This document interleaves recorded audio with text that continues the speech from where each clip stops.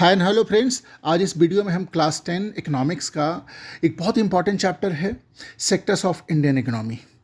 इसको हम बड़े ही सरल तरीके से समझेंगे।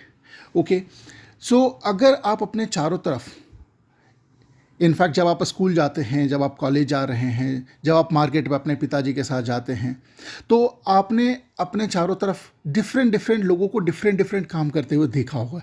जैसे कोई न्यूज़पेपर बेच रहे हैं, कोई पानी पूड़ी बेच रहे हैं, कोई चाट बेच रहे हैं, कोई एग्रीकल्चर में इन्वॉल्व हैं। देखेंगे कोई अपने माथे पर रखकर सामान ढो रहे हैं, कूली का काम कर रहे हैं, कोई फिशिंग कर रहे हैं, कोई वेजिटेबल बेच रहे हैं, कुछ ईंट बनाने का काम कर रहे हैं। तो बेसिकली ये सभी मिलके क्या कर रहे हैं, ये नेचुरल रिसोर्सेस को यूज करके या तो कुछ बना रहे हैं, कुछ प्रोड्यूस कर रहे हैं, या जो बने हुए सामान हैं उनको फिर एक और रूप दे रहे हैं। ठीक है, उसमें वैल्यू एडिशन कर रहे हैं या किसी तरह का सर्विसेज दे रहे हैं। Correct friends. सो ये बेसिकली क्या है, ये एक्टिविटीज़ क्या है, इन्हीं को हम बोलते हैं इकोनॉमिक एक्टिविटीज़, क्योंकि इन एक्टिविटीज़ के थ्रू ये अपने लिए कुछ अर्न कर रहे हैं, कंट्रीब्यूट कर रहे हैं हमारे इकोनॉमी में। सो बेसिकली इन्हीं इकोनॉमी एक्टिविटीज़ को क्या बोला जाता है, सेक्टर्स। इनको हम क्लासीफाई करते हैं सेक्टर्स के रूप में। करेक्ट। अब आपके दिमाग में बहुत सारा कन्फ्यूज़न होगा कि कौन सा इकोनॉमिक एक्टिविटी किस सेक्टर में होगा, कितने तरह के सेक्टर होते हैं। तो इस सारे आपके कन्फ्यूज़न दूर हो जाएंगे इस वीडियो में, और मैं बड़े ही सिंपल तरीके से आपको समझाऊंगा। ठीक है फ्रेंड्स, चलिए तो हम वीडियो को स्टार्ट करते हैं। हम अपने चारों तरफ के इकोनॉमिक एक्टिविटीज़ को तीन तरह से क्लासीफाई करते हैं। पहला क्लासिफिकेशन है काइंड ऑफ इकोनॉमिक एक्टिविटीज़, यानी कि वो किस तरह का इकोनॉमिक एक्टिविटीज़ है। दूसरा क्लासिफिकेशन किस बेस पे होता है कि उस इकोनॉमिक एक्टिविटीज़ में how the people are employed, कैसे जो लोग हैं एम्प्लॉय किए गए हैं। और तीसरा क्लासिफिकेशन किस बेस पे है, ऑनरशिप के बेसिस पे। Right. So kind of economic activities अगर क्लासिफिकेशन आप देखते हैं तो उसमें तीन तरह के सेक्टर्स होंगे। कौन कौन से, primary sector, secondary sector and tertiary sector. ठीक है। And how the people are employed, कैसे लोग एम्प्लॉयड हैं, उसमें दो तरह के सेक्टर होंगे, organise sector and unorganise sector. ठीक है। And on the basis of ownership अगर आप देखते हैं तो दो तरह के सेक्टर होंगे, public sector and private sector. ठीक है फ्रेंड्स, तो सबसे पहले हम समझेंगे प्राइमरी सेक्टर के बारे में। ठीक है। प्राइमरी सेक्टर बेसिकली क्या है, जिसमें जो एक्टिविटीज़ हैं वो नेचुरल रिसोर्स को डायरेक्टली यूज़ करके किए जाते हैं। नेचुरल रिसोर्सेस में क्या हो गया, मेनली आपके नेचुरल फैक्टर हो गए लाइक रेनफॉल, सनशाइन, क्लाइमेट। ठीक है। तो उसमें इस सेक्टर में जो भी इकोनॉमिक एक्टिविटीज़ होती है हम इन पे डिपेंड होते हैं। कंप्लीटली तो डिपेंड नहीं होते हैं, बट लगभग इन पे डिपेंड होते हैं। राइट। और उसके बाद इस सेक्टर में जो एक्टिविटीज़ होती हैं उनमें हम एनिमल के बायोलॉजिकल प्रोसेस पे हम डिपेंड होते हैं, एनिमल के बायोलॉजिकल प्रोसेस से। जैसे डेयरी हो गया, डेयरी में क्या है, हम जो काऊ है या बफेलो हैं उनके हम बायोलॉजिकल प्रोसेस पर डिपेंड हैं। उनको हम चारा देते हैं, फॉडर देते हैं। ठीक है। और फिर हमें दूध मिलता है, दूध से हम अलग अलग इकोनॉमिक एक्टिविटीज़ करते हैं। जैसे फिश हो गया, फिशिंग हो गया, लोग पर नेट डालते हैं, फिश पकड़ते हैं, हम इकोनॉमिक एक्टिविटी कर रहे हैं। बट हम किस पे डिपेंड हैं, फिश के बायोलॉजिकल प्रोसेस पे डिपेंड है and availability of water. So primary sector क्या हुआ, जिसमें हम मेनली बट नॉट इंटायरली, ये समझने वाली बात एकदम ध्यान में रखिएगा, मेनली लगभग बट पूरी तरह नहीं, हम नेचुरल फैक्टर पर डिपेंड होते हैं। जैसे रेनफॉल हो गया, सनशाइन हो गया, क्लाइमेट हो गया। और हम किस पे डिपेंडेंट रहते हैं, biological process of animal and availability of water. Correct. ठीक है। प्राइमरी सेक्टर में आप ध्यान दीजिएगा, जो भी हम प्रोड्यूस कर रहे हैं क्या हम करते हैं, नेचुरल रिसोर्स को हम एक्सप्लॉइट करते हैं। ठीक है। तो क्या हो गया है, एक्टिविटी ऑफ प्राइमरी सेक्टर। ठीक है। और सिंस इसमें जो ज़्यादातर जो प्रोडक्ट्स हैं हमें किससे मिलता है, या तो एग्रीकल्चर से मिलता है, या डेयरी से मिलता है, या फिशिंग से मिलता है, या फॉरेस्ट्री से मिलता है। इसलिए इस सेक्टर का एक और क्या नाम है, एग्रीकल्चर एंड रिलेटेड सेक्टर। ध्यान रखिएगा, एग्रीकल्चर एंड रिलेटेड सेक्टर। जैसे एग्रीकल्चर हो गया, जैसे डेयरी हो गया, जैसे पोल्ट्री हो गया, जैसे फिशिंग हो गया। Right friends. Okay. Primary sector को हम प्राइमरी कहते क्यों हैं, क्योंकि जो इससे हमें प्रोडक्ट मिलता है उसको हम फर्दर यूज करते हैं। जैसे एग्रीकल्चर, अगर कॉटन एग्रीकल्चर है तो उससे हमें क्या मिलता है, कॉटन मिला, कॉटन को फिर हम क्या करते हैं आगे जाकर, उसी से तो हम कपड़ा बनाते हैं। ठीक है। और देखिए, अगर हमें मिल्क मिल रहा है तो फिर हम क्या करेंगे, उससे बहुत सारी चीज़ें करेंगे। या तो मिठाइयाँ बनाएंगे, दूध से हम क्या क्या बनाते हैं, दही बनाते हैं, या मिल्क पाउडर हो गया, उससे हम फिर स्वीट्स बनाएंगे, राइट। ठीक है। अगर शुगर केन है तो शुगर केन से फिर हम क्या बनाएंगे, शुगर बनाएंगे, या जैगरी बनाएंगे, गुड़ बनाएंगे, या चीनी बनाएंगे, राइट। सो प्राइमरी सेक्टर क्या है, बेस है दूसरे सेक्टर्स के लिए, यहाँ पे ध्यान देने वाली बात है। ठीक है। अब देखिए, कॉटन से क्या हमने बनाया, कॉटन टी शर्ट बनाए। हमने मिल्क से क्या बनाया, मिल्क सॉलिड बनाया, फिर हमने उसे स्वीट बनाए। ठीक है। शुगर केन से हमने क्या बनाया, शुगर बनाया, जैगरी बनाया। सॉइल है, उसको हम क्या करते हैं, इससे हम ईंट बनाते हैं। ठीक है। तो एक कौन सा सेक्टर हो गया जिसमें हमें बना रहे हैं, इसको हम बोलते हैं सेकेंडरी सेक्टर। यानी कि कहने का मतलब है, सेकेंडरी सेक्टर क्या हो गया, सेकेंडरी सेक्टर में वो सभी एक्टिविटीज़ इंक्लूड रहती हैं जिसमें हम जो नेचुरल प्रोडक्ट है, यानी कि प्राइमरी सेक्टर्स का जो प्रोडक्ट है, उसी के फॉर्म को हम चेंज करते हैं। कैसे, थ्रू वेज ऑफ मैन्युफैक्चरिंग। ये मैन्युफैक्चरिंग आपके घर में भी किया जा सकता है, ये फैक्ट्री में भी किया जाता है, वर्कशॉप में भी किया जाता है। ठीक है। इंडस्ट्रीज़ में किया जाता है। इसीलिए हम सेकेंडरी सेक्टर को क्या बोलते हैं, इंडस्ट्रियल सेक्टर भी बोलते हैं। ठीक है। अब हम देखते हैं तीसरे सेक्टर के बारे में। तीसरा सेक्टर क्या है, इसको क्या बोलते हैं, टर्शियरी सेक्टर। टर्शियरी सेक्टर क्या है, इसमें वो सभी एक्टिविटीज़ इंक्लूड होती हैं जो आपको हेल्प करता है प्राइमरी एंड सेकेंडरी सेक्टर का डेवलपमेंट के लिए। Primary sector and secondary sector के डेवलपमेंट के लिए इसमें एक्टिविटीज़ होती हैं। ठीक है। ठीक है ना। यानी कि कहने का मतलब, टर्शियरी सेक्टर में कोई हम नया प्रोडक्ट नहीं बनाते हैं। ठीक है। प्राइमरी सेक्टर में कुछ प्रोडक्ट बन गया, उसका कुछ हमने वैल्यू एडिशन किया, उसका फॉर्म चेंज किया सेकेंडरी सेक्टर में। अब इन दोनों में अगर वैल्यू एडिशन करना है, ठीक है, इन सपोज इनको मार्केट पर ले जाके बेचना होगा। ठीक है। ये हमें मैन्युफैक्चरिंग करने के लिए हमें पैसे की ज़रूरत है। तो यानी कि वो सभी कहाँ इंक्लूड होंगे, टर्शियरी सेक्टर में। इसीलिए टर्शियरी सेक्टर को हम एक और क्या बोलते हैं, सर्विस सेक्टर। क्योंकि इसमें गुड्स जनरेट नहीं होता है, इसमें सर्विसेज जनरेट होता है, जो primary sector and secondary sector के डेवलपमेंट के लिए हेल्प करता है। ठीक है फ्रेंड्स। जैसे एग्जांपल में ट्रांसपोर्ट हो गया, स्टोरेज हो गया, कम्युनिकेशन हो गया, बैंकिंग हो गया, ट्रेडिंग हो गया। ट्रांसपोर्ट में देखिए क्या, प्राइमरी सेक्टर में जो आपका जो प्रोडक्ट्स हुआ, जो आपका चावल हुआ, गेहूँ हुआ, उसको मार्केट में पहुँचाने का काम होगा।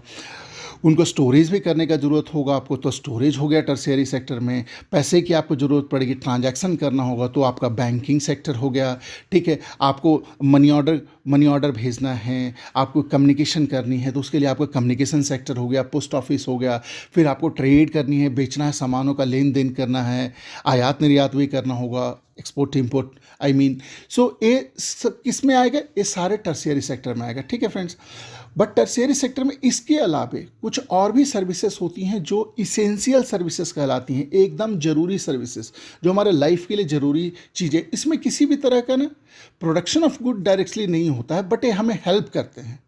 ठीक है। डायरेक्टली नहीं, इनडायरेक्टली हेल्प करते हैं। ठीक है। डायरेक्टली इनको नहीं है। जैसे फॉर एग्जाम्पल टीचर है, टीचर का क्या रोल है सोसाइटी में, पढ़ाने का। ठीक है। तो ये किसी तरह का प्रोडक्ट तो नहीं बना रहे हैं, बट ये बच्चों को नर्चर तो कर रहे हैं ना, बच्चों को इस लायक बना रहे हैं कि वो प्राइमरी सेक्टर में कुछ प्रोडक्ट बनाया गया, सेकेंडरी सेक्टर में प्रोडक्ट बनाएगा। आप समझिए, और इसेंशियल शिक्षा हमारे लिए एकदम जरूरी है। डॉक्टर हो गए, हम बीमार पड़ेंगे तो डॉक्टर ही तो हमें ठीक करेंगे। ठीक है, करेक्ट ना। वॉशरमैन हैं, बार्बर हैं, कॉबलर हैं, ये डिफरेंट लोग हैं, आर्टिस्ट हैं, लॉयर हैं, एडमिनिस्ट्रेटिव सर्विसेज वाले लोग हैं, जो अकाउंटिंग रखते हैं, जो अकाउंटिंग करते हैं चीज़ों का, इंटरनेट कैफ़े हुए, एटीएम बूथ हो गया, कॉल सेंटर हो गया, सॉफ्टवेयर कंपनीज हो गया। आप अपने चारों तरफ नज़र दौड़ाइए, आपको पता चलेगा कि कितने सारे लोग हमारे लिए कितना काम कर रहे हैं। तो इन सर्विसेज को हम क्या बोलते हैं, इसेंशियल सर्विसेज, यानी टर्शियरी सेक्टर में इसेंशियल सर्विसेज भी इंक्लूड है। ठीक है फ्रेंड्स। ओके।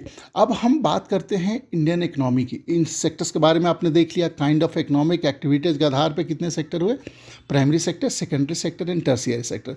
अब हमें एक कंपैरिजन इनके बीच में करना है कि आखिर ये जो कौन सेक्टर ज़्यादा कंट्रीब्यूट करता है इकोनॉमी में। ठीक है। तो इनके बीच में हमें कंपैरिजन करना होगा। ठीक है। एक कंपैरिजन कैसे करेंगे, सबसे पहले तो हम देखेंगे आउटपुट, कि इनका आउटपुट क्या है, राइट। तो आउटपुट में क्या हम पहले देखेंगे कि ये कितना, या तो गुड्स या कितना सर्विसेज ये प्रोड्यूस करते हैं। ठीक है ना। गुड्स एंड सर्विसेज, समझ गए ना। गुड्स का मतलब सामान, सर्विसेज मतलब अब ये आपने देखी लाइक इसेंशियल सर्विसेज, और कुछ primary sector and secondary sector के डेवलपमेंट के लिए सर्विसेज हैं, जो टर्शियरी सेक्टर है बेसिकली इन्वॉल्व है। ठीक है। तो गुड्स एंड सर्विसेज कितना ये प्रोड्यूस कर रहे हैं, ये तीनों सेक्टर अलग अलग। ठीक है। और दूसरा तरीका क्या है इनको ऑब्जर्व करने का, इनका कंपैरिजन बनाने का कि इन सेक्टर्स में कितने लोग को एम्प्लॉयमेंट मिलता है, कितने लोग इन्वॉल्व हैं, कितने लोग डिपेंडेंट हैं। तो दो तरीके से हम इनको देखेंगे, ठीक है, तभी हम कंपैरिजन कर पाएंगे। तो जो हमारे दोस्त हैं उन्होंने बोला अरे यार ये तो बहुत सिंपल है, अगर हमें करने का ज़रूरत है तो इसमें तो कुछ परेशानी ही नहीं है।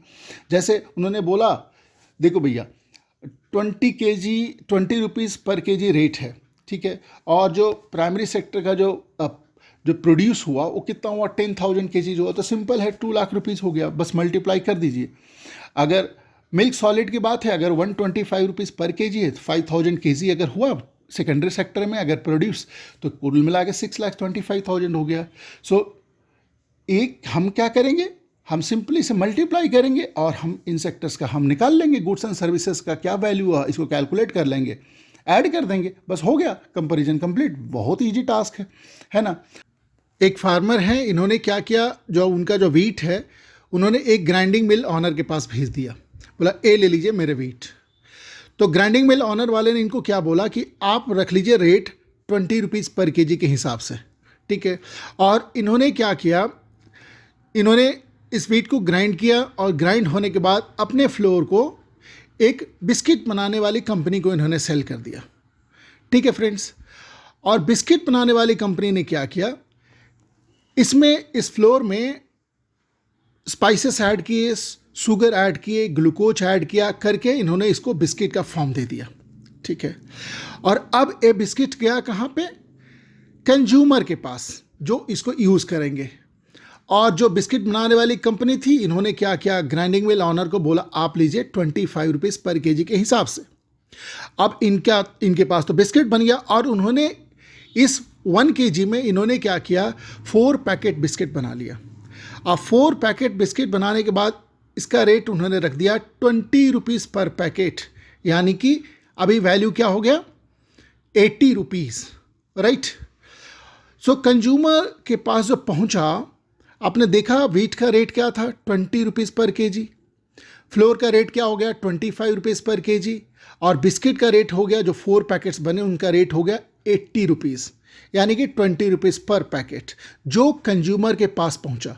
यानी कि आपको यहाँ पे ये समझना होगा कि यहाँ पे प्राइमरी सेक्टर में क्या हुआ, वीट का प्रोडक्शन हुआ, सेकेंडरी सेक्टर में क्या हुआ, ग्राइंडिंग हुआ एंड बिस्किट बनाई गई, दोनों सेकेंडरी सेक्टर वाले हैं।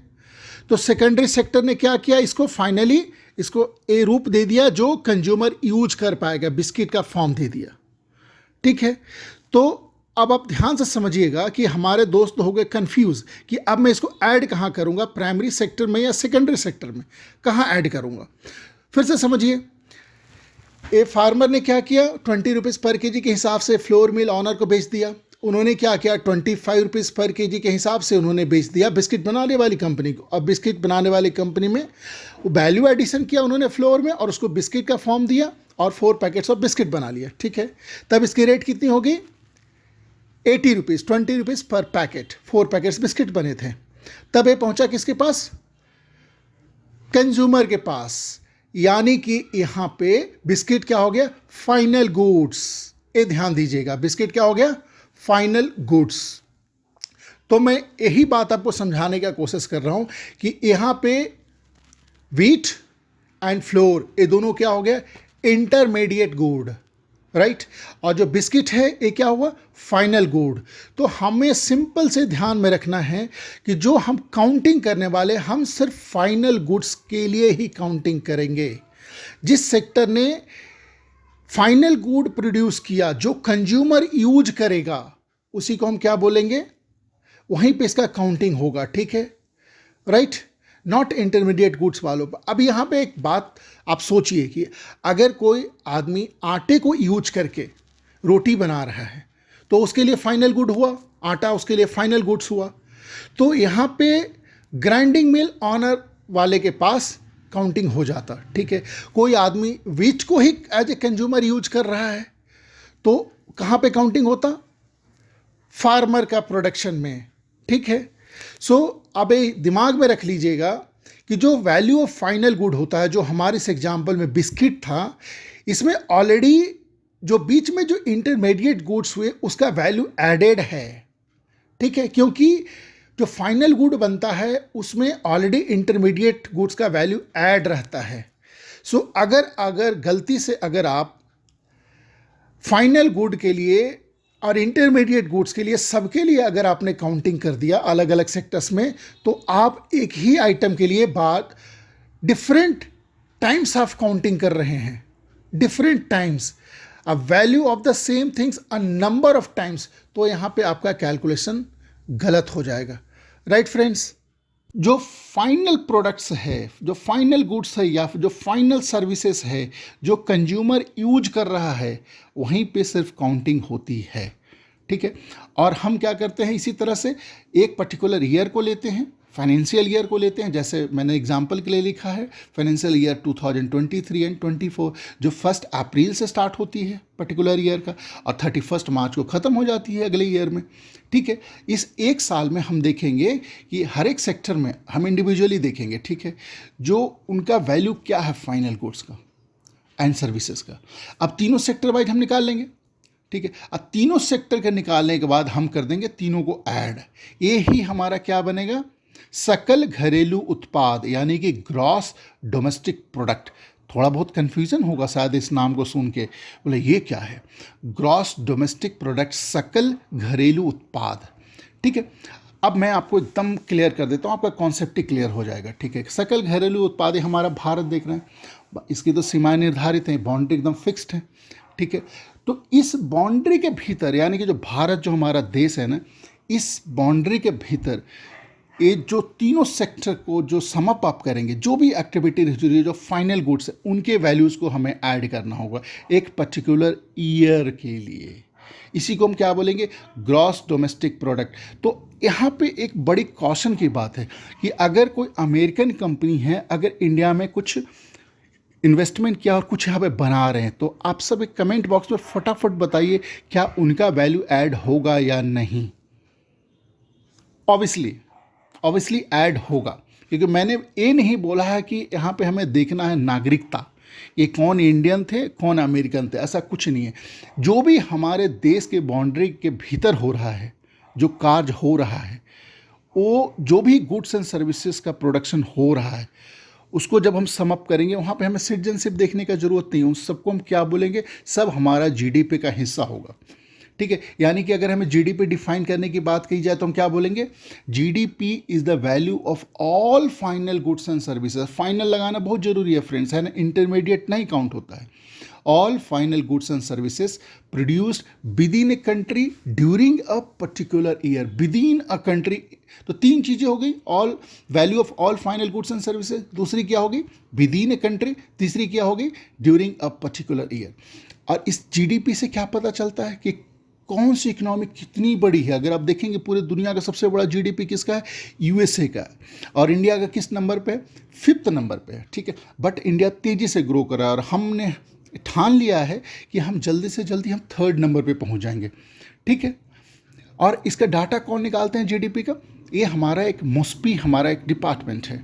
ठीक है, ministry of statistics and programme implementation, और इनके भीतर एक ऑफिस है, क्या है, सेंट्रल स्टैटिस्टिक्स ऑफिस, सीएसओ बोलते हैं। तो हमारे ग्रॉस डोमेस्टिक प्रोडक्ट निकालने का किन का काम है, सेंट्रल स्टैटिस्टिक्स ऑफिस का है। इनको हेल्प कौन कौन करते हैं, सारे स्टेट करते हैं, सारे यूनियन टेरिटरीज करते हैं। राइट फ्रेंड्स, अब हमें कंपैरिजन का हमारा समय आ गया कि कौन सा हमारा सेक्टर ना कितना गुड्स एंड सर्विसेज को प्रोड्यूस कर रहा है और कितने लोगों को एम्प्लॉय कर रहा है। ठीक है, अब हमें देखने की बात आ गई। ठीक है, अभी इसके पहले हम कुछ ना हिस्टोरिकल डेवलपमेंट को देखते हैं, क्या हिस्ट्री में कैसे हुआ है, कौन सा सेक्टर कितना कंट्रीब्यूट किया है इकोनॉमी में। तो क्या होता रहा है कि जब जब हमने डेवलपमेंट करना स्टार्ट किया, वर्ल्ड वाइड मैं बता रहा हूँ, इंडिया की बात सिर्फ नहीं बता रहा हूँ, तो हमारा जो प्राइमरी सेक्टर है ना, सबसे ज़्यादा इंपॉर्टेंट सेक्टर था। ऑब्वियसली ये सबको, आप सबको मालूम है कि हम सबसे पहले हम सेटल्ड एक फार्मर बने, हमारी जो मानव सभ्यता ही है, हम नदियों के किनारे बसने लगे क्योंकि वहाँ पे पानी था। ठीक है, वहाँ पे उपजाऊ ज़मीन था, फिर हमने सेटल्ड एग्रीकल्चर करना स्टार्ट कर दिया। पहले हम घुमंतू भेटिया की तरह घूमते रहते थे, ठीक है, हंटर एंड गैदरर्स के रूप में। ठीक है, फिर उसके बाद हमने सेटलमेंट वाली फार्मिंग स्टार्ट कर दी, फिर हमने सेटलमेंट बनाना शुरू कर दिया। धीरे धीरे करके सिलसिला चलता रहा और हम दूसरे दूसरे चीज़ भी करने लगे, ठीक है। बट सबसे पहले क्या हमने किया, एग्रीकल्चर, ठीक है। फिर थोड़े फार्मिंग जो हमारे मेथड्स हैं ना वो चेंज हुए, इम्प्रूव हुए, और हमारा जो एग्रीकल्चर सेक्टर है ना वो अमीर होने लगा, प्रॉस्पर होने लगा, ठीक है। लोगों के पास धन संपत्ति आने लगा, उनके पास जो अनाज है ना वो जमा करने लगे ताकि हम फिर ज़रूरत के समय फिर यूज़ करेंगे या इसको बेच के हम दूसरा काम भी करेंगे, ठीक है। सबके लिए नए नए कपड़े खरीद के लाएंगे, मिठाइयाँ खरीद के लाएंगे फेस्टिवल के टाइम में। और जैसे ही मेथड्स ऑफ फार्मिंग इंप्रूव होने लगा तो धीरे धीरे क्या हुआ, ज़्यादा से ज़्यादा पैदावार होने लगा प्राइमरी सेक्टर में, ठीक है। अब हमारे पास ज़्यादा फूड हो गए, ज़्यादा प्रोडक्ट्स हो गए, ठीक है। अब इसके वजह से क्या हुआ, जो कुछ लोग थे जो प्राइमरी सेक्टर में इन्वॉल्व थे वो कुछ और भी एक्टिविटीज़ करने लगे, जैसे आर्टिस्ट का कुछ काम करने लगे, कुछ अलग तरह के सर्विसेज देने लगे, कुछ पैसों का व्यापार करने लगे, कुछ ट्रेडिंग करने लगे, ठीक है ना। करेक्ट ना, सब हम लोग सब जानते हैं। हालांकि इस स्टेज पे अभी भी जो मैक्सिमम जो गुड्स था वो नेचुरल प्रोडक्ट ही था और प्राइमरी सेक्टर का ही प्रोडक्ट था, ठीक है। तो अभी भी सबसे ज़्यादा लोग किस में इन्वॉल्व थे, इसी सेक्टर में इन्वॉल्व थे। सबसे ज़्यादा जो हमारी इकोनॉमी में जो कंट्रीब्यूशन थी किसकी थी, प्राइमरी सेक्टर की ही थी। अब हम आगे बढ़े, ठीक है। लगभग 100 साल के बाद अगर आप देखिएगा तो क्या हुआ, सेकेंडरी सेक्टर्स में इंपॉर्टेंस होने लगा। कैसे, आ गया इंडस्ट्रियल रेवोल्यूशन।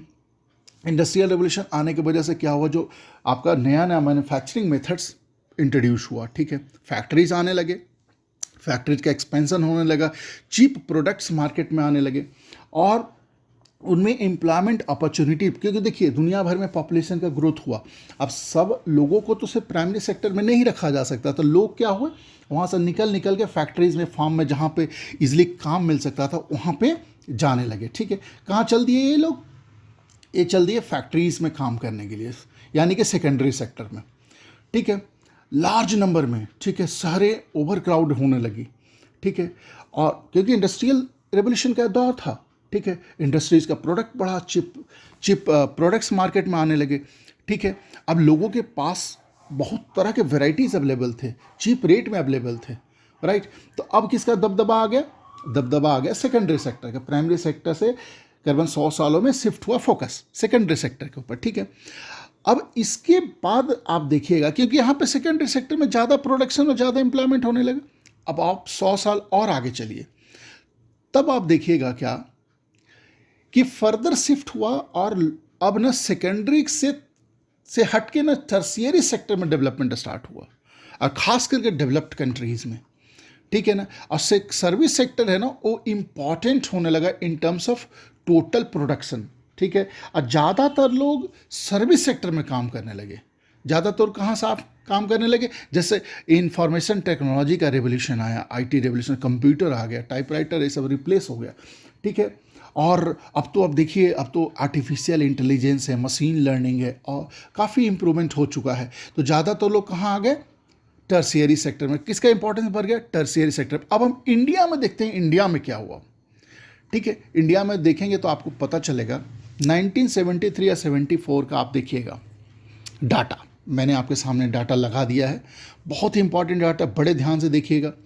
1973-74 में पहले आप समझिए प्राइमरी सेक्टर, तो यानी कि सबसे ज़्यादा प्राइमरी सेक्टर हमारा इम्पॉर्टेंट था, ठीक है। हम 2 ईयर्स को कंपेयर कर रहे हैं, 1973-74 को और किसको, 2013-14 को, यानी कि हम देखेंगे कि हमारे यहाँ कैसा डेवलपमेंट हुआ।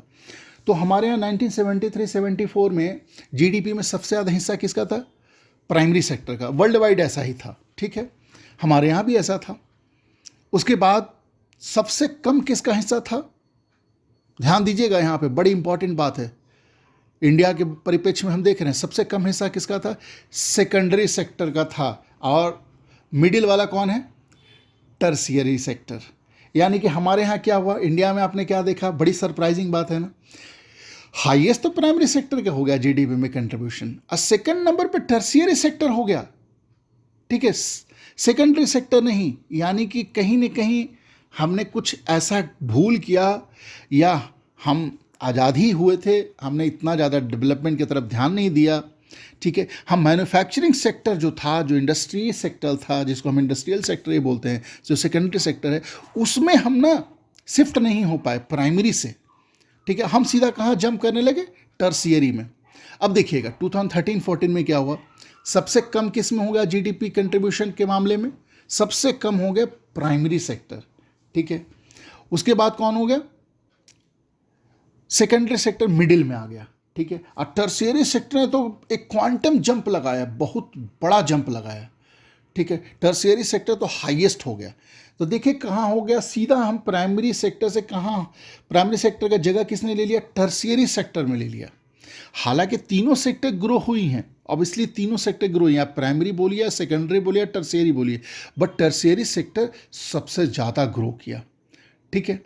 अब देखिए, आप स्टैटिस्टिक्स एकदम ध्यान से समझिएगा, कितना बाई परसेंटेज मैं आपको यहाँ दिखला रहा हूँ, मामला ही क्लियर हो जाएगा।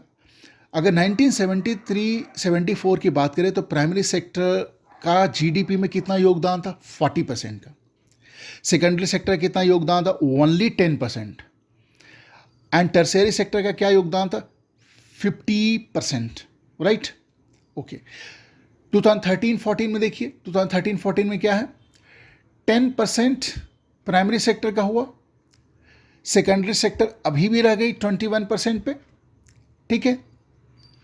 और जो टर्शियरी सेक्टर, इसने क्वांटम जंप लगा, लगभग 70%, मतलब 69% के आसपास पहुंच गया योगदान इसका, टर्शियरी सेक्टर का। यानी कि अभी हमारे जीडीपी में सबसे ज़्यादा कंट्रीब्यूशन किसका है? 69%, यानी टर्शियरी सेक्टर का है। दूसरे नंबर पे कौन आता है? सेकेंडरी सेक्टर आता है। जो सबसे जो निचले वाले पायदान पे कौन से? प्राइमरी सेक्टर है, ठीक है। समझ में आ गया? अब यहाँ पे एक चीज़ ध्यान दीजिएगा कि हमारे यहाँ के टर्शियरी सेक्टर इतना ज़्यादा क्यों ग्रो हो गई? क्योंकि हम एक डेवलपिंग कंट्री हैं, हम कोई डेवलप्ड कंट्री नहीं है, ठीक है। हम हालांकि डेवलप कंट्री हो जाएंगे, हमारा गवर्नमेंट का विजन है बाय 2047 हम हो जाएंगे, ठीक है। तो डेवलपिंग कंट्री में क्या होता है ना, गवर्नमेंट को बहुत सारे रिस्पॉन्सिबिलिटीज़ लेने पड़ते हैं। जैसे इसेंशियल सर्विसेज, बेसिक सर्विसेज देना है, लोगों को प्रोवाइड करवानी है। जैसे हॉस्पिटल हो गया, एजुकेशनल इंस्टीट्यूशंस हो गया, पोस्टल सर्विसेज हो गया, टेलीग्राफ सर्विसेज और police station, courts, village administrative offices, municipal corporation, bank, transport, storage, insurance company, defence, इतने तरह के उनको इसेंशियल सर्विसेज जो एकदम बेसिक सर्विसेज है गवर्नमेंट को मुहैया करवाना है, ठीक है। तो यानी कि फोकस कहाँ जाएगा? टर्शियरी सेक्टर पे जाएगा, ऑब्वियस है। उसके बाद क्या हुआ, ये एग्रीकल्चर एंड इंडस्ट्रियल सेक्टर का डेवलपमेंट की वजह से सर्विसेज भी डेवलप हुई, ठीक है। उनके लिए सर्विसेज का रिक्वायरमेंट आया, जैसे ट्रांसपोर्ट, ट्रेड, स्टोरेज, ये सब का रिक्वायरमेंट आया। और तीसरा एक फैक्टर क्या है, जैसे ही आपके पास जेब में पैसा आता है ना, आप ये ध्यान दीजिएगा, आपके पापा का जिस दिन सैलरी आता है, मैं इनफैक्ट मैं अपने ऊपर भी बात कर रहा हूँ कि जिस दिन मेरा सैलरी आता है ना गवर्नमेंट से, तो मैं क्या करता हूँ, सबसे पहले उस दिन प्लान करता हूँ, भाई आज तो पैसे आ गए, चलो ना आज घर में खाना क्यों बनाओगे, बच्चे लोग तुम लोगों ने खाया नहीं है बहुत दिनों, चलो बाहर कुछ खाते हैं। और हम लोग कहाँ पहुँच जाते हैं? होटल में, ठीक है। और कुछ क्वालिटी टाइम स्पेंड करते हैं अपने फैमिली के साथ, ठीक है, अपने माँ बाप के साथ, ठीक है। वहाँ पे हम खाना वाना खाते हैं। तब तक जो हमारे बच्चे हैं, हमारे वाइफ हैं, वो लोग बोलते हैं आप मार्केटिंग भी थोड़ा कर लेते हैं, बहुत दिनों से नया नया हमने कपड़ा नहीं खरीदा। बोला चलिए भैया, आज तो हमारे पास पैसा है, कोई दिक्कत है नहीं, ठीक है। यानी कि जब इनकम लेवल जब राइज होता है ना, तो जो लोग होते हैं खास करके मिडिल क्लास वाले, अपर क्लास वाले का तो कोई कमी नहीं है पैसे का, ठीक है ना। तो मिडिल क्लास के लोग ईटिंग आउट हो गया, घूमने फिरने जाएंगे, टूरिज़्म जाएंगे, शॉपिंग जाएंगे, प्राइवेट हॉस्पिटल में हम तो दिखलाएंगे, हम बच्चों को प्राइवेट स्कूल में पढ़ाएंगे, इनको प्रोफेशनल ट्रेनिंग दिलवाएंगे, ठीक है, ठीक है। इस यहाँ पे लोग लग जाते हैं, ठीक है। और आज के दौर में जिस तरह से information technology and communication technology का जिस तरह से डेवलपमेंट हुआ है, बहुत तरह के नए सर्विसेज ऐड हुए हैं, और जो हमारे लिए इनफैक्ट इम्पॉर्टेंट बन गया है, हमारे लिए इसेंशियल बन गया है। जैसे आज के डेट में विदाउट मोबाइल तो हम अपने लाइफ का जो एक तरह से सोच ही नहीं सकते लाइफ के बारे में, कि लाइफ पॉसिबल है without mobile, without computer, without laptop, without internet. Is it possible to live the life?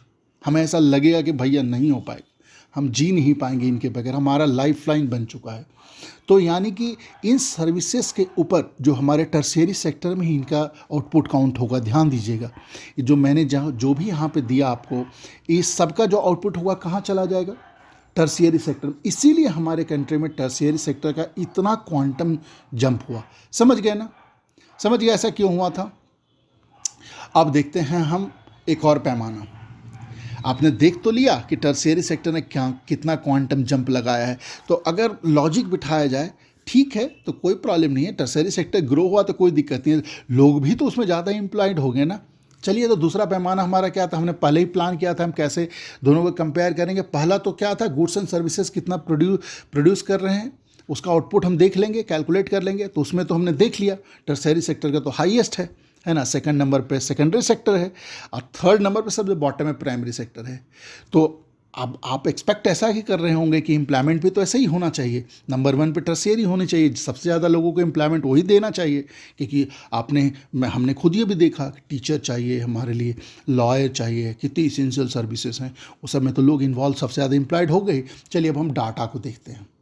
ठीक है, ये डाटा क्या है, जो बताता है share of sectors in employment by percentage. 1977-78 का एक डाटा है हमारे पास, और 17-18 का, 2017-18 का। तो अब ध्यान से देखिएगा, तो देखिएगा प्राइमरी सेक्टर का जो शेयर था एम्प्लॉयमेंट में सबसे ज़्यादा था, 71%। ठीक है, यहाँ तक तो जायज़ है, क्योंकि आपने देखा ही, कोई दिक्कत नहीं है यहाँ पे। 1977 के लिए तो कोई प्रॉब्लम नहीं है। और जो सेकेंडरी सेक्टर था उसका सिर्फ कितना था, 11%। तो कोई प्रॉब्लम नहीं, यहाँ भी कोई प्रॉब्लम नहीं है। और टर्शियरी सेक्टर का 18%। अभी तक तो कोई प्रॉब्लम नहीं है, सही चल रहा है। अब देखते हैं 2017-18 का, होश उड़ जाएंगे आपके। टर्शियरी सेक्टर कितना बड़ा आउटपुट दे रहा है हमारी इकनॉमी में, ऑलमोस्ट 79% का। बट एम्प्लॉयमेंट के मामले में ध्यान दीजिएगा, ओनली 31% दे रहा है। और आपने देखा कि सबसे लिस्ट जो कंट्रीब्यूट कर रहा है हमारे इकनॉमी में कौन था, प्राइमरी सेक्टर। बट ध्यान दीजिएगा, उसमें एम्प्लॉयमेंट का परसेंटेज क्या है, सबसे हाईएस्ट है, 44%। यहाँ पे आ गया प्रॉब्लम। यानी कि हमारे इकनॉमी का एक बड़ा सा समस्या है कि जो सबसे कम आउटपुट दे रहा है जीडीपी में, वो सबसे ज़्यादा लोगों को एम्प्लॉय कर रहा है। और सबसे ज़्यादा जो हमारे जीडीपी में कंट्रीब्यूट कर रहा है टर्शियरी सेक्टर, वो सबसे कम लोगों को एम्प्लॉय कर रहा है। तो आखिर प्राइमरी सेक्टर में ऐसा क्यों है कि सबसे ज़्यादा लोगों को एम्प्लॉय कर रहा है बट आउटपुट सबसे कम है? ऐसा क्या है, आपको खुद ब खुद समझ में आ जाएगा ऐसा क्यों है। ऐसा इसीलिए है कि इस सेक्टर में ज़रूरत से ज़्यादा लोग काम कर रहे हैं जिनका ज़रूरत नहीं है। अभी फॉर एग्जांपल मैंने आपको इमेज में दिखलाया है, यहाँ पे 4 लोग खेत में काम कर रहे हैं। ठीक है, पैडी क्रॉप के लिए तैयारी कर रहे हैं।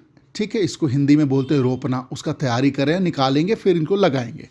ठीक है, 4 लोग लगे हुए हैं। बट अगर जो जितना ये पूरे दिन में काम कर रहे हैं, अगर इसमें से 3 लोग को हटा दिया जाए, 3 लोगों को क्या कर दिया जाए, हटा दिया जाए, तभी भी यहाँ पे जो प्रोडक्शन जो हो रहा है, जो फाइनल आउटपुट आया, उसमें कोई भी कमी नहीं आ रही है, बराबर ही है। यानी कि कुल मिला के जो 3 लोग जो यहाँ पे थे वो फालतू के लोग थे जिनका ज़रूरत नहीं था। इनको ही हम क्या बोलते हैं, अंडर एम्प्लॉयड बोलते हैं। आप ध्यान दीजिएगा, ये अनएम्प्लॉयड नहीं है। दोनों शब्दों के जो चक्कर में आप पड़िएगा नहीं, कंफ्यूज मत होइएगा। अनएम्प्लॉयड मतलब जिसके पास काम नहीं है, रोजगार नहीं है। परंतु इनके साथ ऐसा नहीं है, इनके पास काम है, परंतु ये अपना पूरा पोटेंशियल के अनुसार योगदान नहीं दे पा रहे हैं। तो इनको हम क्या बोलेंगे, अंडर एम्प्लॉयड। और इसी को हम क्या बोलते हैं, डिसगाइज्ड अनएम्प्लॉयमेंट। ये छुपा हुआ है अनएम्प्लॉयमेंट, छुपा हुआ है, जो दिखता नहीं है अनएम्प्लॉयमेंट बट है। ठीक है, तो कुल मिला के अंडर एम्प्लॉयमेंट एक सिचुएशन है जिसमें लोग आपको दिखते हैं काम करते हुए। People are apparently working but all of them are made to work less than their potential. इनके पास और भी पोटेंशियल है। ठीक है, इस तरह के अनएम्प्लॉयमेंट जो क्या होती है, ये छुपी हुई होती है। जो रियली में अनएम्प्लॉयड दिखती है, हमें गवर्नमेंट के डाटा में दिखता है इतने लोग अनएम्प्लॉयड है, बट ये लोग दिखते भी नहीं अनएम्प्लॉयड, बट इकोनॉमी में भी कंट्रीब्यूट नहीं कर रहे हैं। ठीक है ना। अब देख समझिएगा इनके बारे में, ये सिर्फ एग्रीकल्चर सेक्टर में प्रिवेलेंट नहीं है जो हमने एग्जाम्पल में देखा, ये शहरों में भी है। शहरों में आपने देखा है, कभी कभी आप जाते हैं अपने पिताजी के साथ, अगर आपके घर में अगर हैंड पंप है, ख़राब हो गया होगा, प्लम्बर लेने के लिए आप जाइए अपने पिताजी के साथ, देखिएगा कि जैसे ही आपके पिताजी का बाइक रुका तो कम से कम ना उठ के 70 to 75 जो प्लम्बर है ना, अपने हेल्पर के साथ अपने अपने औजार लिए हुए आपके बाइक को घेर लें, सर चलिए ना, हम तो बस गए, हमारा तो रिकॉर्ड है, हम तो 4 घंटे में ठीक कर देते हैं, आप बहुत कम चार्ज है सर। ओ कोई दूसरा, आपके पिताजी कंफ्यूज हो जाएंगे, अरे करवाना किससे है, इसमें कौन अच्छा करता है। तब वो इमीडिएट एक को, किसी को रैंडम को पकड़ लें, देखेंगे भाई थोड़ा स्ट्रांग आदमी है, देखेंगे और जवान है, ठीक है इसी को ले चलते हैं, चलो भाई तुम आ जाओ। बट वहाँ पे बाकी लोग मासूम की तरफ फिर से जाके रोड पे बैठ जाएंगे, अब फिर से टकटकी लगा के देख रहे होंगे कब आएगा।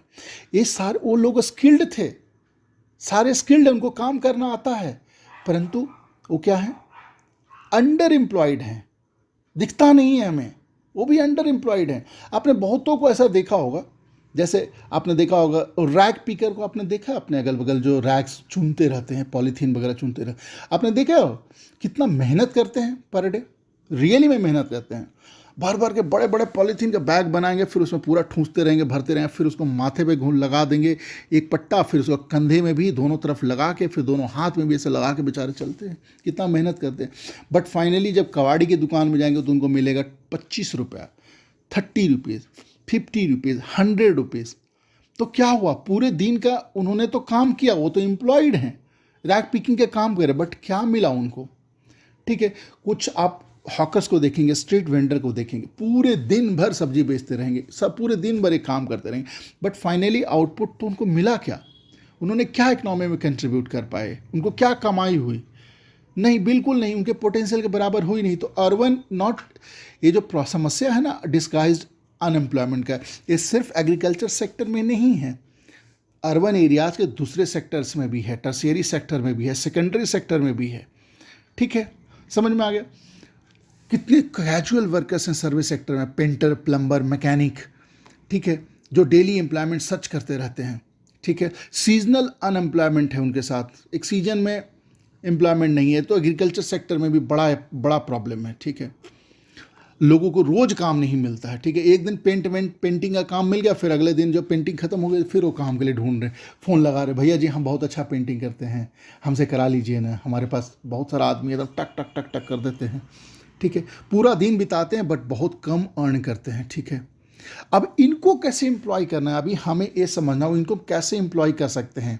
हम एग्रीकल्चर सेक्टर की भी बात करेंगे और बाकी जो अर्बन एरियाज़ में प्रॉब्लम उसकी भी बात करेंगे, ठीक है। सबसे पहले आप ये ध्यान दीजिएगा, आपको आइडेंटिफाई करना होगा कहाँ पे प्रॉब्लम है, कहाँ पे आपका अंडर एम्प्लॉयमेंट है, कहाँ पे डिस्गाइज अनएम्प्लॉयमेंट, कहाँ पे अनएम्प्लॉयमेंट है, सबको पहले आपको आइडेंटिफाई करना होगा। और उस एरियाज़ में जो हमारे जो सेमी रूरल एरियाज़ में बड़ी समस्या है, वहाँ पे आपको क्या करना होगा, लोकल इंडस्ट्रीज़ एंड सर्विसेज को आपको प्रमोट करना होगा ताकि लोगों को एम्प्लॉयमेंट ज़्यादा से ज़्यादा मिले। जैसे जो सेमी, आप समझिए कि सेमी रूरल एरियाज, अगल बगल के जो जो वहाँ पे जो लोग होंगे वो खेती बाड़ी में इन्वॉल्व होंगे और अच्छा खासा उनका प्रोडक्ट होता है, तो उस एरिया में आप फूड प्रोसेसिंग सेंटर खोल दीजिए, गवर्नमेंट खोल सकती है। इससे सोचिए कि कितने लोगों को एम्प्लॉयमेंट मिलेगा और कितने लोग जो ऐसे ही बैठ हुआ जैसा काम कर रहे थे एग्रीकल्चर सेक्टर में ना, वहाँ पे काम उनको मिल पाएगा रोजाना के रूप में, ठीक है। और इकोनॉमी में भी कंट्रीब्यूशन तगड़ा होने लगेगा, ठीक है। एक एग्जाम्पल के रूप में समझिए, किसी एरिया में फल फ्रूट का बढ़िया पैदावार होता है, अब सब लोग फल फ्रूट के पैदावार में इन्वॉल्व होंगे तो कैसे काम चलेगा। अगर वहाँ पे गवर्नमेंट या प्राइवेट सेक्टर भी वहाँ पे जाके एक फूड प्रोसेसिंग सेंटर खोल दे, जिससे वो फलों को ना प्रोसेस करके ना उनसे जूस बनाया जाएगा, ठीक है, उनके जो सॉलिड्स बनाए जाएंगे, ठीक है, और उसको अब वापस बाद में बेचा जाएगा, ठीक है, तो उससे बहुत लोगों को एम्प्लॉयमेंट मिलेगा, ठीक है। विलेज में असेट क्रिएट करने का काम, इसमें देखिएगा कुछ जैसे लोग एग्रीकल्चर सेक्टर में फालतू के इन्वॉल्व थे, अगर विलेज में ये काम दे दिया जाए, असेट क्रिएट किया जाए, ठीक है, जैसे कुआं खुदवाया जाए, सरकार ऐसी योजना लाए, पॉन्ड्स खुदवाया जाए, कैनल बनाया जाए, रूरल रोड पक्की सड़कें बनवाई जाएं, ग्रेन का स्टोरेज करने का एक बड़ा समस्या हमारे यहाँ आ रहा है, बहुत ज़्यादा जो अनाज है ना वो फालतू का सड़ जाता है, चूहे उसको खा जाते हैं, बर्बाद हो जाता है, तो उसके लिए बढ़िया स्टोरेज फैसिलिटी बनाया जाए, कोल्ड स्टोरेज फैसिलिटी, खास करके आलू के लिए हो गया, जिसके लिए आपको एक टेम्परेचर मेंटेन करने का जरूरत, उसका चेन क्रिएट किया जाए। गवर्नमेंट ना उसके लिए आपके प्रमोट करने करती भी है, कर भी सकती है और भी ज़्यादा कर सकती है, इन्वेस्टमेंट दे, बोला भैया हम कोल्ड स्टोरेज बना देते हैं, आप इसका देखभाल करिए, आप इसको संभालिए, ठीक है। ट्रांसपोर्टेशन सेक्टर है क्योंकि अनाज को लेके जाके शहरों में बेचना है, ठीक है, ट्रेडिंग का काम, ठीक है। अब जो फॉरेस्ट के एरिया है उसके अगल बगल में फॉरेस्ट प्रोड्यूसर्स बनाए जा सकते हैं, जैसे कोई फॉरेस्ट का एरिया है बगल में ही आप बैम्बू क्राफ्ट हो गया, बास्केट बनाने का काम हो गया, प्लेट बनाने का काम हो गया, हनी जो एपीकल्चर बोलते हैं, हनी का बिजनेस, ये सब फ्लोरिश हो सकता है और इससे बहुत लोगों को एम्प्लॉयमेंट मिल सकता है, राइट। तो इस पे अगर हम फोकस करें तो इन लोगों को जो ऐसे ज़्यादा लोग एक ही काम करने में जो लगे हुए थे कुछ आउटपुट नहीं दे रहे तो वो सारे को एम्प्लॉयमेंट दिया जा सकता है, ठीक है। और क्या क्या तरीके हो सकते हैं, टूरिज्म सेक्टर को अगर हम प्रमोट करें, एक आंकड़ा के मुताबिक हमारा प्लानिंग कमीशन क्या बोलता है, अभी तो नीति आयोग हो गई ना प्लानिंग कमीशन, ठीक है। तो अगर बोलता है कि टूरिज्म सेक्टर को अगर इम्प्रूव किया जाए तो हर साल लगभग 35 लाख लोगों को एडिशनल एम्प्लॉयमेंट दे सकती है। सोचिएगा, समझ गए। एक नीति आयोग के आंकड़ा के अनुसार हमारे यहाँ करीबन 51 to 60% जो पॉपुलेशन है वो एजुकेशन को अटेंड कर रहे हैं, ठीक है, उतने लोग ही पढ़ाई कर रहे हैं। और जो बाकी जो बच्चे हैं जो अटेंड नहीं कर रहे हैं, ठीक है, अगर सब अटेंड करने लगे तो हमें कितने बिल्डिंग का रिक्वायरमेंट आएगा, कितने टीचर्स का रिक्वायरमेंट आएगा, कितने तरह का हमारे स्टाफ्स का ज़रूरत पड़ेगा। सो एक आंकड़ा के मुताबिक नीति आयोग क्या बोलता है कि एजुकेशनल सेक्टर को अगर ध्यान दिया जाए तो यहाँ पे लगभग 20 लाख एडिशनल जॉब क्रिएट किए जा सकते हैं। समझिएगा कितना बड़ा संख्या में एम्प्लॉयमेंट क्रिएट कर सकता है एजुकेशन सेक्टर इटसेल्फ, ठीक है। हेल्थ सेक्टर के बारे में, हेल्थ तो हमारा एक प्राइमरी कंसर्न है, गवर्नमेंट का सबका प्राइमरी कंसर्न है।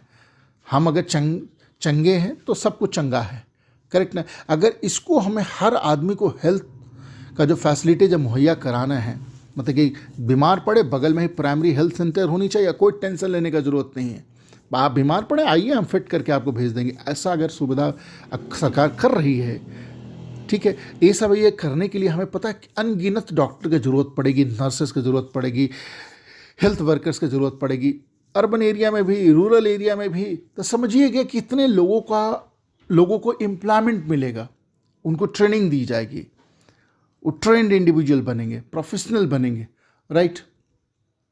अब आईटी का ज़माना आ गया, अब आईटी से अपने आप को अलग तो आप नहीं कर सकते, और अब तो ज़माना है आर्टिफिशियल इंटेलिजेंस का, मशीन लर्निंग का, ठीक है। तो इन सभी को यूज करके हमारे यहाँ एम्प्लॉयमेंट अपॉर्चुनिटी का भरमार किया जा सकता है अगर ठीक से प्लान किया जाए और गवर्नमेंट का बढ़िया सपोर्ट हो, ठीक है। सो एक बात तो आपको पता चल गया होगा कि हैं, हम कर सकते हैं। तो इसका मतलब क्या कि हम क्यों नहीं कर रहे हैं, बट आप समझिएगा हम तुरंत ही नहीं कर सकते सब कुछ। अब आप क्या सोचिएगा, गवर्नमेंट के पास क्या इतने पैसे हैं कि इमीडिएटली हर गांव में ही बड़े बड़े हॉस्पिटल खोल दे? धीरे धीरे तो होगा ही, हम तो डेवलपमेंट के कगार पे हैं ही।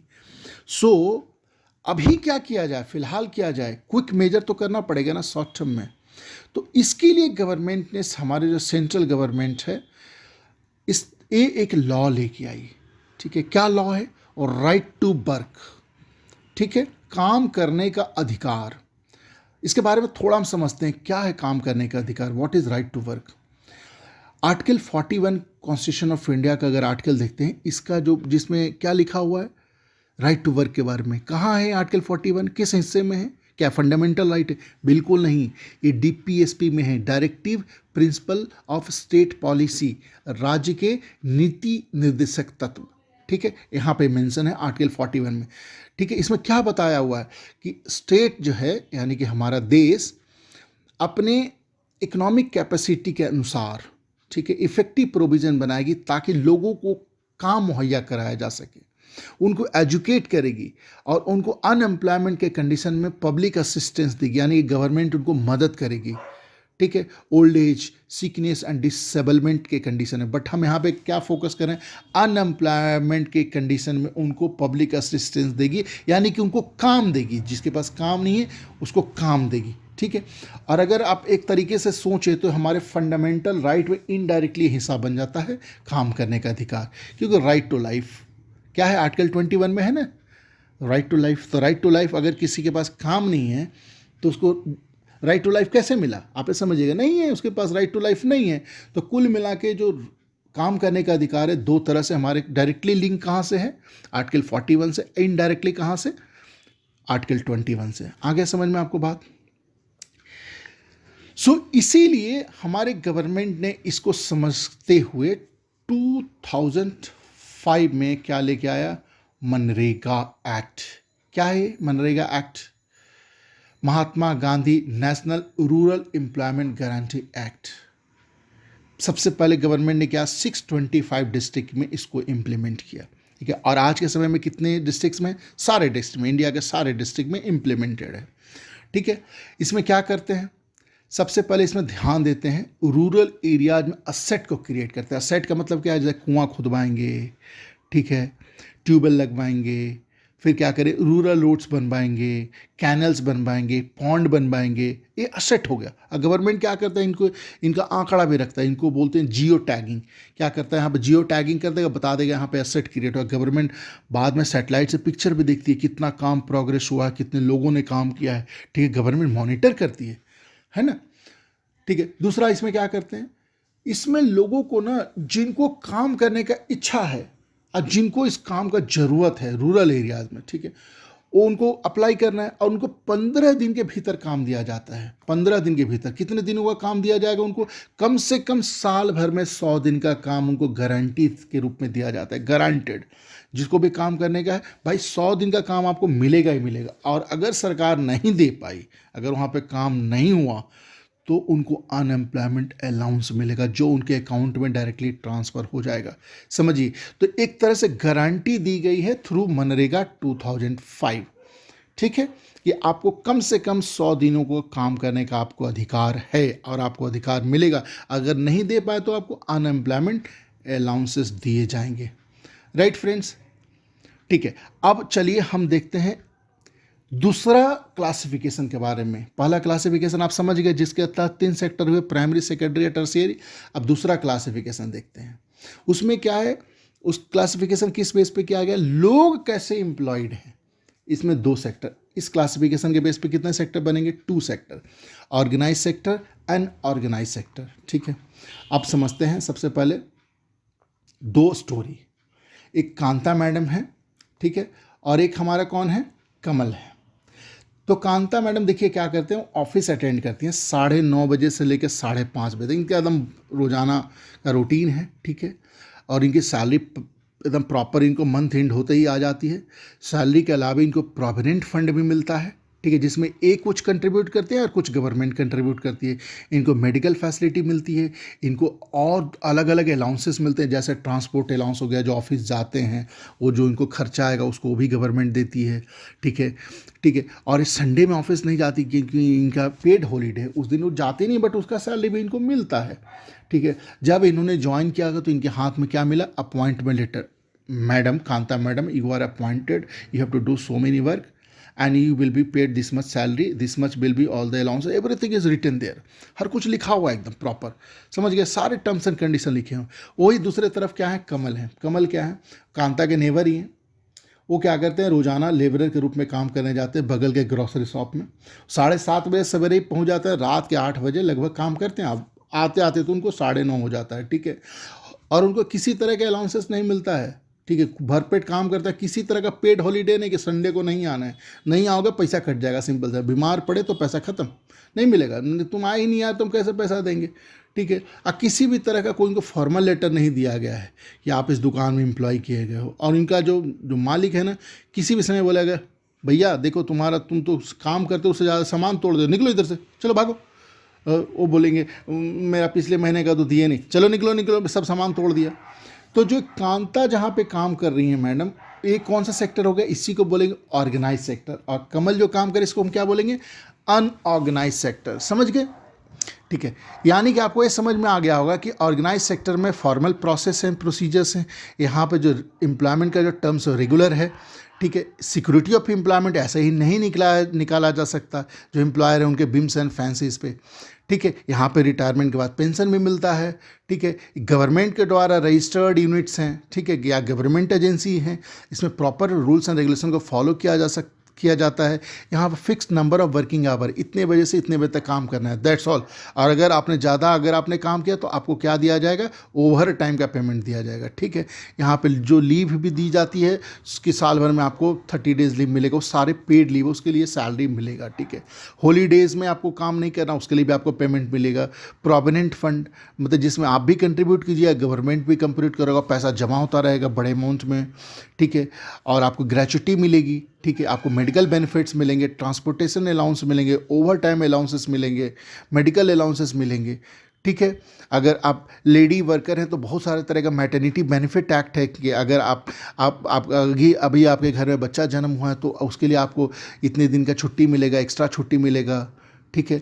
वहाँ पे एक सेफ़ इन्वायरमेंट प्रोवाइड करवाया जाता है, मतलब एकदम शुद्ध पानी, ठीक है, एकदम शुद्ध वातावरण, ठीक है, प्रॉपर वेंटिलेशन का ख्याल रखा जाएगा, ठीक है, समझ गए ना। एक सेफ वर्किंग इन्वायरमेंट दिया जाता है। बट इसी के ठीक अपोजिट में अनऑर्गेनाइज सेक्टर में ये सब कुछ नहीं है, कोई फॉर्मल प्रोसेस एंड प्रोसीजर नहीं है। टर्म ऑफ एम्प्लॉयमेंट, जब मौका पड़ा मारेगा लात पीछे से, बोला निकल इधर से, ठीक है। कोई सिक्योरिटी ऑफ एम्प्लॉयमेंट नहीं, कोई पेंशन वेंशन तो कोई मतलब ही नहीं है, ठीक है। ये लगभग गवर्नमेंट के द्वारा रजिस्टर्ड नहीं है, रूल्स एंड रेगुलेशन इसलिए फॉलो होता नहीं है, ठीक है। और जो नंबर ऑफ आवर्स हैं कोई भी तरह का फिक्स नहीं है, सब एम्प्लॉयर पर डिपेंड करता है। बोले आज 10 बजे तक काम करना है, ठीक है। अब ज़्यादा काम कर ले, बोला कि थोड़ा ज़्यादा पैसा, चल इधर से, ज़्यादा पैसा, तुम दिन में तो सोया रहता है, ऐसे करके बोलेगा, ठीक है। किसी भी तरह कोई पेड लीव की व्यवस्था नहीं है, कोई भी तरह का पेड हॉलीडे नहीं है, प्रोविडेंट फंड का तो नाम ही नहीं है। मेडिकल बेनिफिट, बीमार पड़ गए तो वापस उल्टा सैलरी भी नहीं देगा, बोला बीमार तो तुम थे ना, आए नहीं। सेफ वर्किंग इन्वायरमेंट इंश्योर नहीं कराया जा सकता। ये दोनों के बीच में मेन अंतर हो गया, ठीक है, आप समझ गए ना, बड़े आराम से। अब हमें ये समझना होगा कि आखिर ये जो अनऑर्गेनाइज सेक्टर में जो वर्कर काम करते हैं इनको कैसे प्रोटेक्ट करेंगे। तो सबसे पहले हमें ये पता करना होगा कौन वल्नरेबल पीपल हैं जिनको प्रोटेक्शन की ज़रूरत है, ठीक है।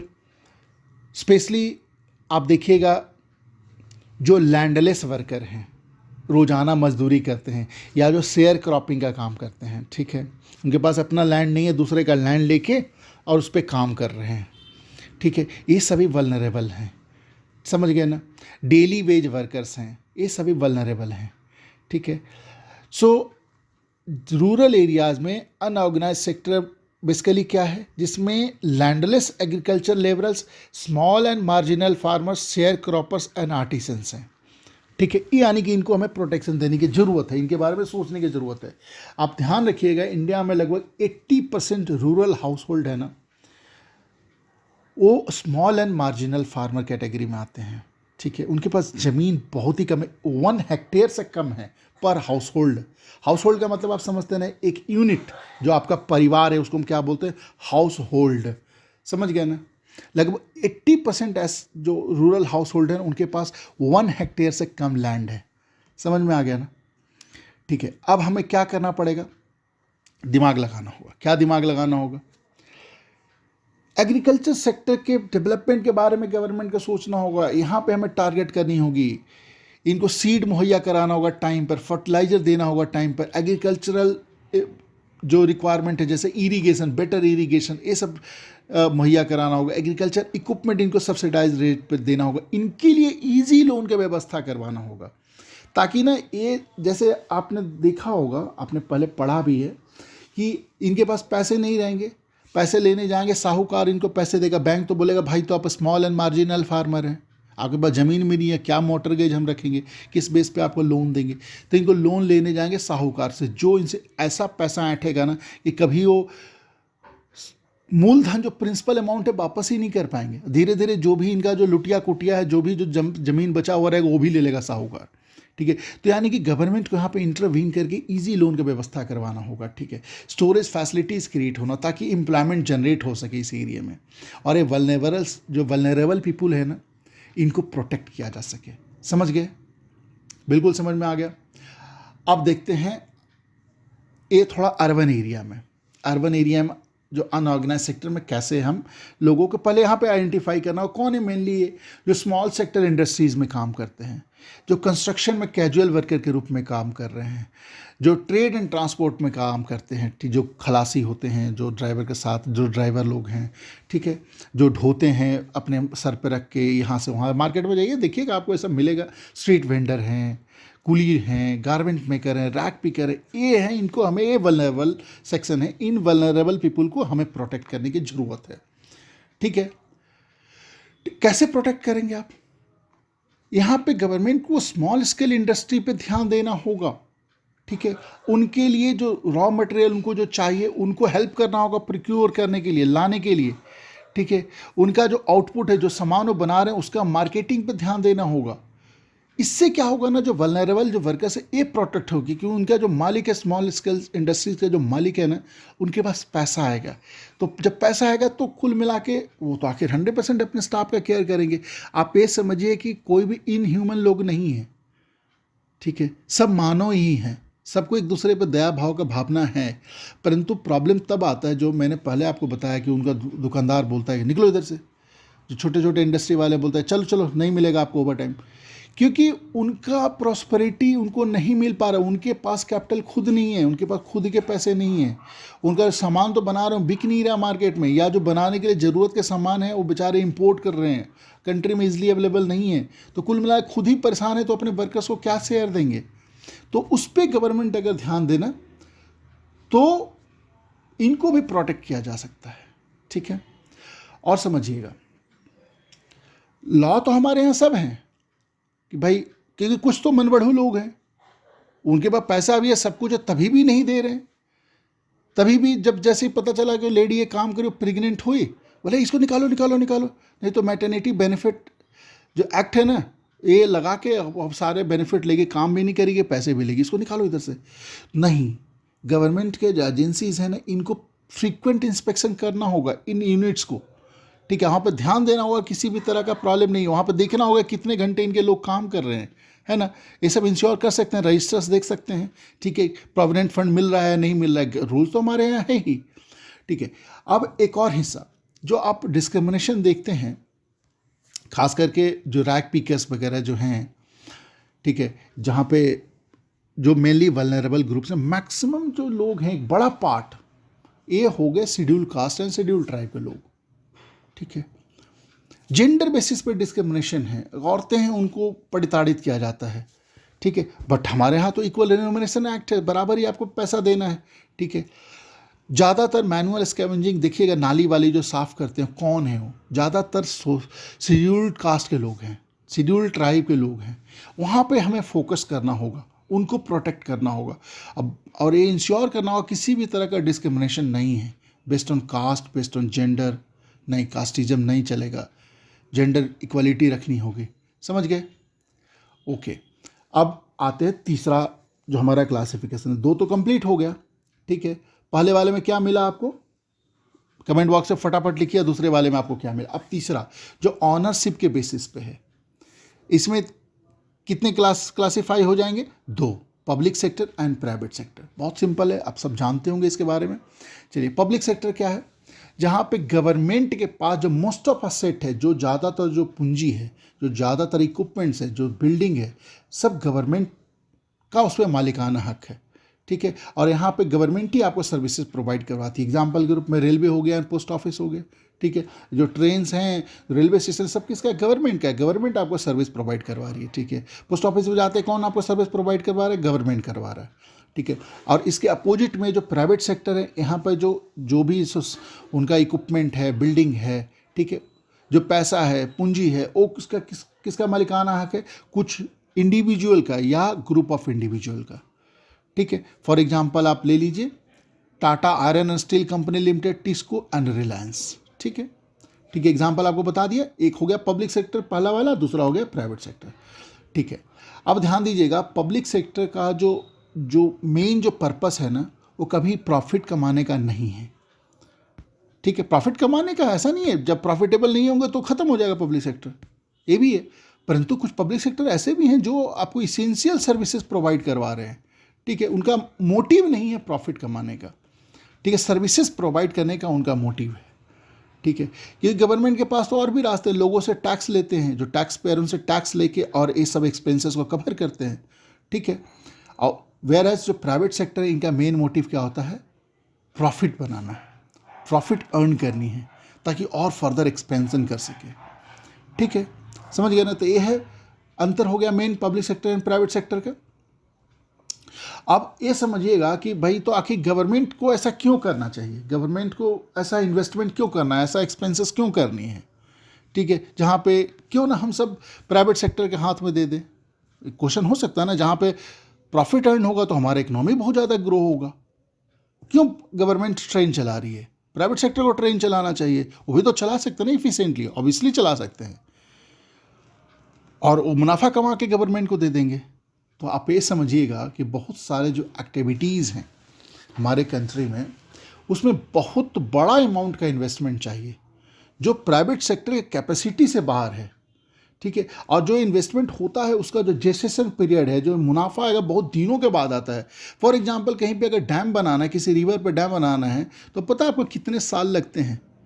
इसकी योजना बनाई जाती है, लगभग 10 सालों तक काम होता है, तब कहीं जाके डैम बनता है, तब जाके कहीं इलेक्ट्रिसिटी प्रोड्यूस होती है। तो कौन सा ऐसा प्राइवेट सेक्टर है जो इतने दिनों तक वेट करेगा मुनाफा के लिए, इतना पैसा लगा के इतने बड़ा ह्यूज अमाउंट में? नहीं। अब रेलवे इसको चलाने के लिए गवर्नमेंट के को कितना इन्वेस्टमेंट करना पड़ेगा? क्या कोई प्राइवेट सेक्टर कर सकता है? नहीं कर सकता है। ठीक है, हार्बर बनाने हैं, ब्रिजेस बनाने हैं, रोड्स बनाने हैं, तो ये प्राइवेट सेक्टर की कैपेसिटी से बाहर है, बहुत ज़्यादा ह्यूज इन्वेस्टमेंट चाहिए। ठीक है, प्रॉफिट जनरेट होने में समय लगता है, और इनफैक्ट जब बना भी देंगे ना, तो अब जब लोगों से कुछ लेंगे उसके बदले में, जैसे टोल टैक्स वगैरह लेते हैं, ठीक है, जो जैसे ट्रेन में हम किराया देते हैं, हम अगर सड़क से यात्रा कर रहे हैं तो हम टोल टैक्स रुक रुक के देते हैं, ये सभी को कलेक्ट करने का भी उनके पास कैपेसिटी नहीं है, क्योंकि इतने लोगों से छोटे छोटे अमाउंट वो कैसे कलेक्ट कर पाएंगे? तो इनफैक्ट जो प्राइवेट सेक्टर का कलेक्शन चार्जेस बहुत ज़्यादा हो जाएगा, उसके लिए बहुत ज़्यादा उनको इन्वेस्टमेंट करना पड़ेगा। ठीक है, अब आखिर गवर्नमेंट को ऐसा क्यों करना चाहिए? आप तो समझ गए कि क्यों कर रहे हैं। ठीक है, क्योंकि गवर्नमेंट का एक और रिक्वायरमेंट है, इसेंशियल सर्विसेज प्रोवाइड करवानी है सबको, जैसे हेल्थ केयर फैसिलिटी हो गया, एजुकेशन फैसिलिटी हो गया, सेफ ड्रिंकिंग वाटर, सबके घर, हर घर में नल में अच्छा जल आना चाहिए। ठीक है, हाउसिंग फैसिलिटी क्रिएट करनी है, फूड एंड न्यूट्रिशन देनी है। हम आज़ाद हुए हैं, हमें ये बात ध्यान रखना है, हम डेवलपिंग कंट्री, यहाँ पे लोग हैं, बहुत सारे लोग हैं जिनके पास खाने के लिए अन्न नहीं है, लोगों के पास प्राइवेट हॉस्पिटल में जाने के लिए पैसे नहीं है, वो प्राइवेट स्कूल्स में जाके अपने बच्चों को नहीं पढ़ा सकते, तो क्या वो अनपढ़ रहेंगे? नहीं। इसलिए गवर्नमेंट पैसा स्पेंड करती है, समझ में आया? क्योंकि हमारे कंट्री में कुछ ऐसे रीजन्स हैं जो बहुत ही पुअर हैं, ठीक है, जहाँ पे लोगों के पास खाने का अन्न नहीं है, तो गवर्नमेंट वहाँ पे क्या करती है, वहाँ पे जो फार्मर का प्रोड्यूस होता है उसको खरीदती है। ठीक है, उसको बोलते हैं मिनिमम सपोर्ट प्राइस पे, मिनिमम सपोर्ट प्राइस पे खरीदेगी, और फिर जो हमारा फूड कॉरपोरेशन ऑफ इंडिया है वो क्या करेगा, उसको स्टोर करेगा, और स्टोर करके फेयर प्राइस शॉप के थ्रू, जो राशन बोलते हैं ना, राशन कार्ड पे आपको राशन मिलेगा, ठीक है, और लोगों को मुहैया कराती है कम रेट में, चीप रेट में, ताकि हर के घर में चूल्हा जल सके। समझ गए ना? इसलिए गवर्नमेंट को इन्वेस्ट करने का ज़रूरत पड़ता है। और अगर नहीं इन्वेस्ट करेगा तो एक एग्जांपल लीजिए, जो घर में आपको पानी मिल रहा है, एकदम शुद्ध पानी, ड्रिंकिंग वाटर, आप अगर मार्केट में जाते हो पानी का एक बॉटल खरीदते हैं तो कितना पैसे का आपको मिलता है? बिस्लरी बॉटल एक खरीदिए 1 लीटर का, तो कितने का मिलता है? 20 रुपीज़ का मिलता है। कुछ कुछ तो ऐसे भी वाटर बॉटल जो 50 रुपीज़ का भी मिलते हैं। ठीक है, और वही घर में आपको फ्री का पानी मिलता है। पैसा लगता है, हालांकि वो भी कितना लगेगा, 3 महीने में 200 रुपये वाटर बिल।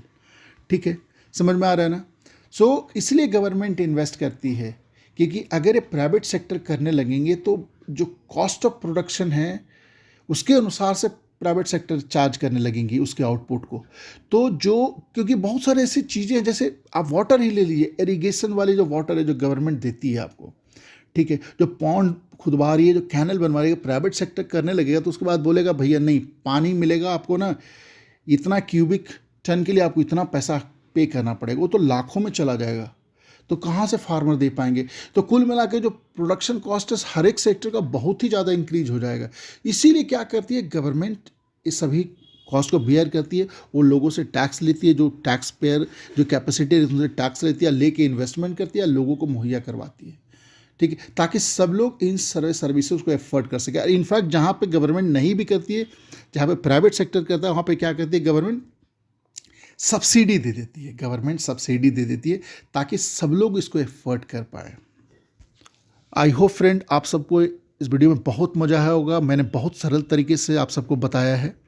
ठीक है, तो मैं आप सबसे रिक्वेस्ट करूंगा, अगर आप इस चैनल पर नए हैं तो प्लीज़ चैनल को सब्सक्राइब कीजिए, वीडियोस को लाइक कीजिए, अपने फ्रेंड्स लोगों के साथ शेयर कीजिए और हमें मोटिवेट करती है।